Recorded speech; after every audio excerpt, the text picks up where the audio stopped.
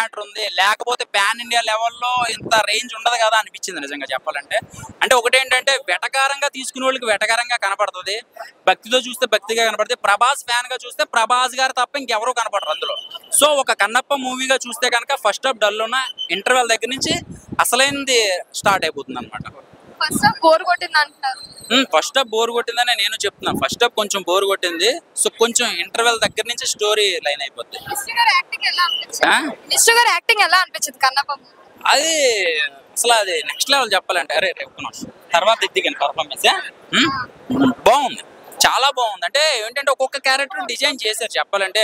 ఏదో ఎవరికో ఇచ్చేసాం కదా క్యారెక్టర్, ఏదో మాలో ఉన్నారు కదా ప్రెసిడెంట్ ఆర్టిస్ట్ లాగా ఇచ్చేసారన్న ఫీల్ కలుగుతుంది. కానీ ఒక్కొక్క క్యారెక్టర్ చిన్న చిన్నదైనా కూడా బాగుంది. ఎలివేషన్ షాట్లు కానీ వాళ్ళ డైలాగ్ వెర్షన్ కానీ ప్రతి ఒక్కరికి న్యాయం చేశారు. అండ్ కన్నప్ప టీం కూడా కష్టపడింది చెప్పాలంటే. అక్కడికి వెళ్ళి న్యూజిలాండ్ లేకపోతే అక్కడెక్కడికో వెళ్ళి తీయాల్సిన అవసరం లేదు, రామోజీ ఫిలిం సిటీలో కూడా తీయచ్చు. కానీ ఏంటంటే ఒక కొత్త ప్రపంచాన్ని చూపించాలి. సెకండ్ హాఫ్ కనపడింది, ఫస్ట్ హాఫ్ కనపడలేదు. కానీ సెకండ్ హాఫ్ అయితే మాత్రం కొన్ని లొకేషన్స్ కానీ ఒక్కొక్క బిట్ కనిపించినప్పుడు అరే అక్కడికి వెళ్ళాలి షూట్ చేయడానికి. అండ్ మోహన్ లాల్ గారి కానీ క్యారెక్టర్ చిన్నది ఉంటుంది కానీ నెక్స్ట్ లెవెల్ ఉంటుంది. ఇంకా ప్రభాస్ గారు ఎంట్రీ ఉందనుకో, అది ఇంకా చెప్పలేము. అది ఎలా ఉంటుంది అంటే నాకు తెలిసి సినిమా గట్టిగా చూసినోడికి ప్రభాస్ గారు కల్లోకి వచ్చేస్తారు ఈ రోజు శివుడు రూపంలో అనమాట. అంటే ఆ రేంజ్ లో తీసుకెళ్లిపోయాడు డైరెక్టర్. అది ఎలా ఉంటదంటే సినిమా చాలా మంది ఏం చేస్తారంటే ఏదో మాట్లాడేసి ఒక 100 కోట్లు 200 కోట్ల బడ్జెట్ సినిమా నాశనం చేద్దాం అనుకుంటాడు. కానీ ప్రతి సినిమాలో తప్పులు ఉంటాయి, తప్పుల గురించి చెప్పాలి. సినిమా మొత్తం బాగోలేదని చెప్తున్నారు. ఈ సినిమా ఫస్ట్ హాఫ్ బాగోలేదండి, ఫస్ట్ హాఫ్ రావాల్సిన అవసరం లేదు. కానీ సెకండ్ హాఫ్ సినిమా అసలు సినిమా కన్నప్ప స్టార్ట్ అయ్యేది అది. ఎందుకంటే ఒక భక్తుడు ఎలా ఉంటాడు, నిజమైన భక్తుడు ఎలా ఉంటాడు అంటే నోట్లోంచి నీళ్లు పోసి మనం శివుడికి అభిషేకం చేస్తామా, ఇందులో చేస్తాడు. మాంసాహారం నైవేద్యం పెడతామా, ఇందులో పెడతాడు.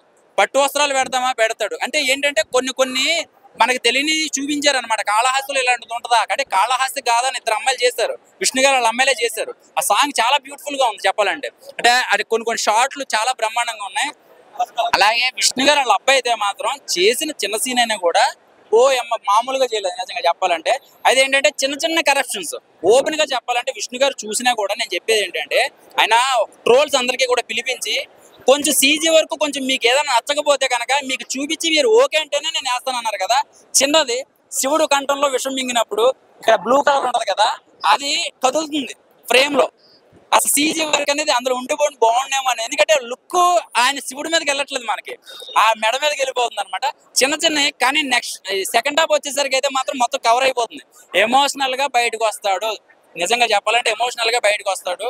ఏదన్నా మనం వాగుదాము తెలియక తెలుసో ఏదో వాగేసి హైలైట్ అయిపోదాం అనుకునే వాడికి మాత్రం ఒకటే చెప్తున్నా, సైలెంట్ ఇంటికి వెళ్ళిపోతాడు. ఎందుకంటే ఈ సినిమా గురించి మాట్లాడడానికి కూడా అర్హత ఉండదు అడిగి, అది మాత్రం చెప్పగలను.